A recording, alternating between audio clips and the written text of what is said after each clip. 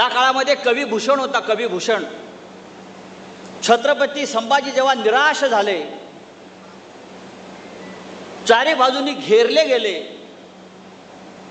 आणि आता काय करावं हा जेव्हा त्यांना प्रश्न पडला, तेव्हा कविभूषणने त्यांना एक मंत्र दिला, जो आपल्या शिवसैनिकांसाठी सुद्धा तेवढाच उपयोगाचा आहे. कविभूषण सांगतो संभाजीराजाला, कविभूषण संभाजीराजांना सांगतो, मन के जीते जीत है, मन के हारे हार.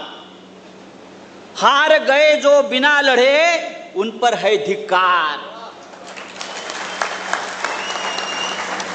काय सांगतो कविभूषण संभाजीराजांना?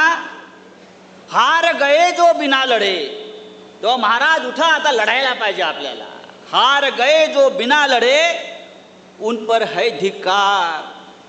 उन पर है धिक्कार जो देखे ना सपना. सपनों का अधिकार असल अधिकार है अपना.